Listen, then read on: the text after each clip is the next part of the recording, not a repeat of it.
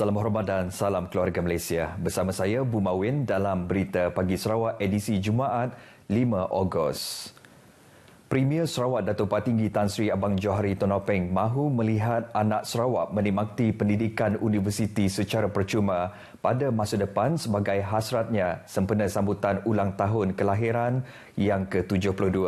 Beliau berkata hasrat inilah yang mendorong beliau untuk merangka penubuhan sebuah dana kekayaan berdaulat untuk Sarawak yang boleh digunakan untuk menyediakan pendidikan percuma peringkat tinggi. Berucap merasmikan Muzium Limbang, Dato' Patinggi Tan Sri Abang Johari memberitahu 3 negara dijadikan rujukan beliau iaitu Norway yang merupakan negara ekonomi berasaskan sumber asli, Singapura yang ekonominya bukan berasaskan sumber dan United Kingdom yang memiliki syarikat pengurusan dana bertaraf global. Beliau menjelaskan ini selaras dengan Sarawak yang merupakan negeri sumber ekonomi dan bukan sumber ekonomi. Katanya penubuhan dana berdaulat tersebut yang merupakan simpanan dana untuk masa depan.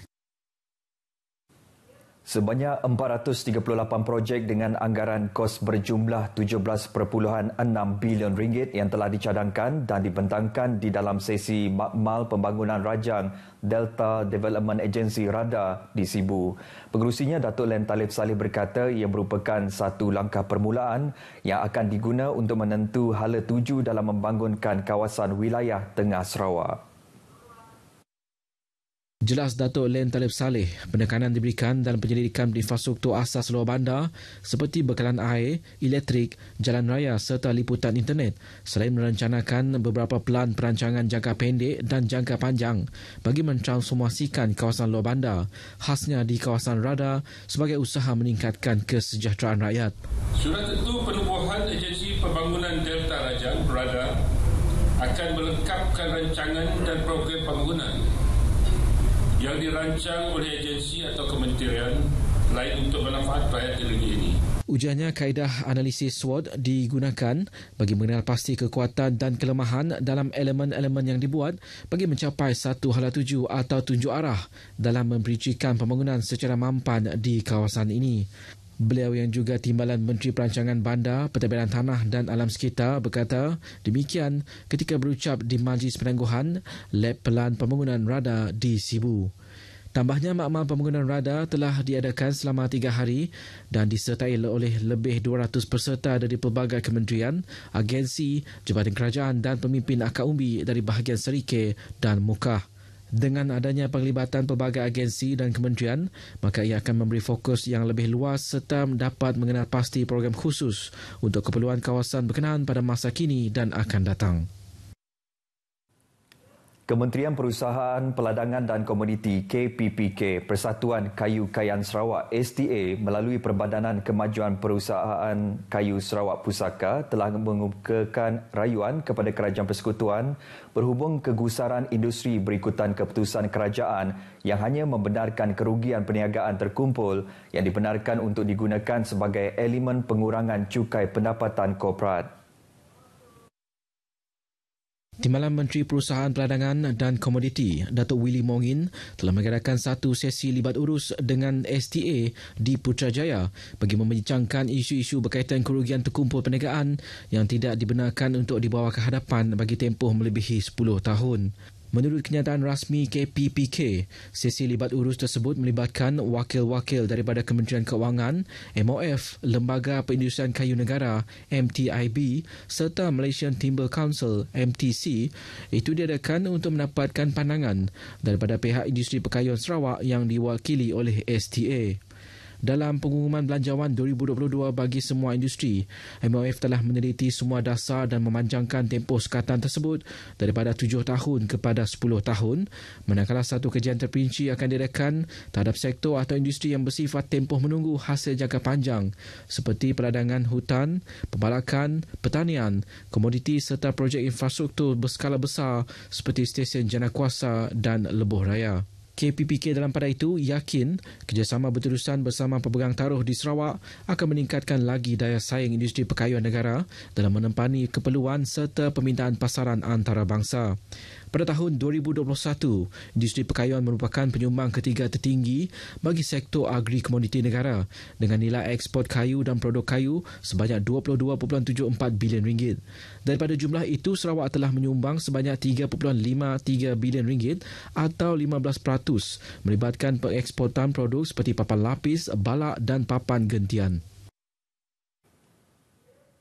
Universiti Malaysia Sarawak UNIMAS menawarkan 2 program akademik baharu bagi kemasukan Oktober depan. Naib Chancellor UNIMAS Profesor Dato' Dr. Muhammad Kadim Suaidi berkata, 2 program baharu itu adalah bagi memenuhi kehendak pasaran dan seiring dengan kerancakan pembangunan yang dilaksanakan oleh Kerajaan Negeri Sarawak. Bulan 10 ini kita ada 2 lagi program baharu iaitu Agrotech khusus untuk memberi respon dan juga membantu kerajaan negeri dalam bidang pertanian moden, dan lagi satu adalah pengajian ataupun pendidikan Islam, pengajian Islam yang sangat diperlukan oleh kerajaan negeri. Profesor Dato' Dr. Muhammad Kadim memberitahu pihak UNIMAS juga melakukan semakan kurikulum setiap 5 tahun bersama pakar industri dan pakar bidang yang berkaitan untuk mendapat maklum balas terkini berkaitan program-program yang ditawarkan UNIMAS. Dedahnya lagi, bagi tempoh 5 tahun lepas, UNIMAS telah mewujudkan 2 fakulti baharu iaitu Fakulti Komunikasi dan Bahasa dengan menawarkan 3 program baharu serta Fakulti Alam Bina yang menyediakan 2 program baharu iaitu Seni Bina dan Ukur Bahan. Ujiannya sama seperti institusi pengajian tinggi yang lain. UNIMAS juga sentiasa memastikan program pengajian yang ditawarkan adalah relevan dengan permintaan semasa. Beliau berkata demikian kepada pemberita selepas Majlis Ikrar Pelajar Baharu Pusat Pengajian Pra-Universiti PPPU UNIMAS di Dewan Tunku Abdul Rahman Putra UNIMAS Kota Semerahan. Seramai 714 pelajar baharu Pusat Pengajian Pra-Universiti UNIMAS bagi kohort ke-13 sesi akademik 2022-23 telah mengangkat ikrar sebagai pelajar di PPPU UNIMAS. Ia kembali diadakan secara bersemuka selepas 2 tahun diadakan secara hibrid berikutan pandemik COVID-19. Baik, Polis Sarawak menyerahkan kepada Bukit Aman bagi menentukan keputusan mengenai pertukaran 9 anggota polis yang dipercayai terlibat dalam kes peras ugut yang dilaporkan dipindahkan ke Sarawak dan Sabah. Pesuruhjaya Polis Sarawak, Dato' Muhammad Azman Ahmad Sapri berkata, pihaknya juga telah memberi kenyataan mengenai status terkini keputusan perpindahan anggota-anggota berkenaan kepada Kerajaan Sarawak.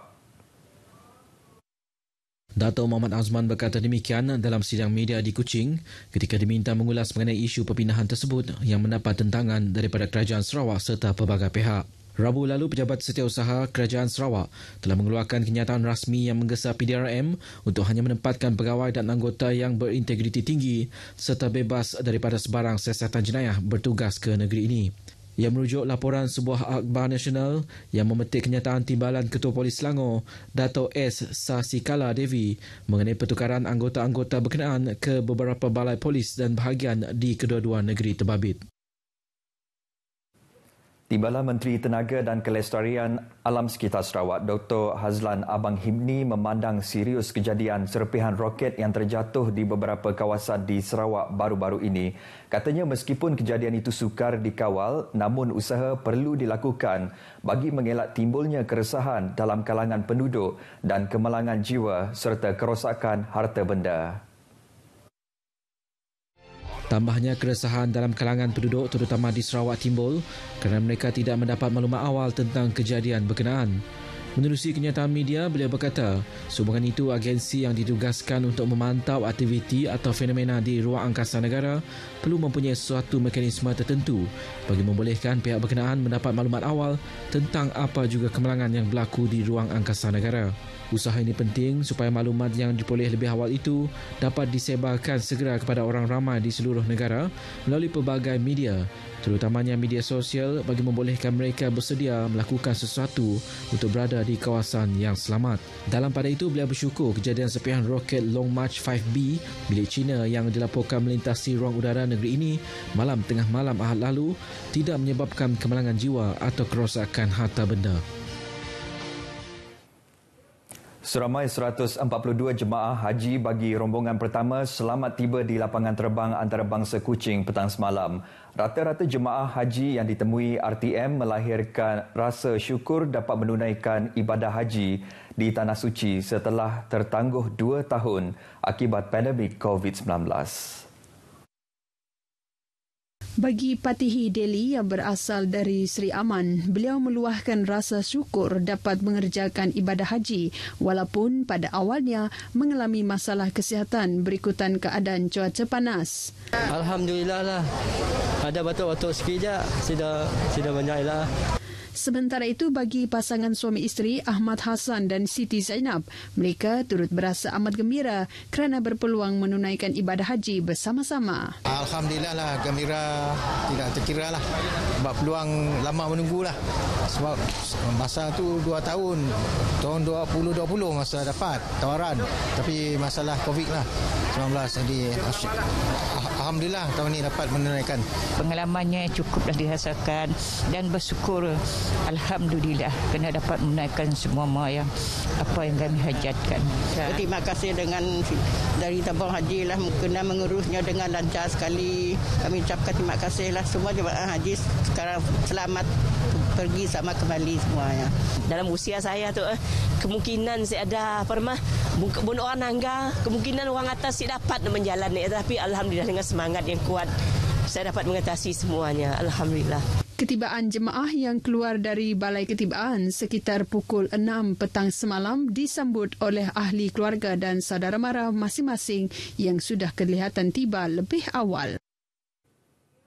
Berita Pagi Sarawak edisi Jumaat 5 Ogos berakhir di sini. Saudara, marilah sama-sama kita memeriahkan program Jelajah Aspirasi Keluarga Malaysia yang akan diadakan di Dataran Perayaan Kuching mulai hari ini hingga Ahad. Pelbagai pengisian telah disusun atur untuk anda semua. Jumpa anda di sana. Salam keluarga Malaysia.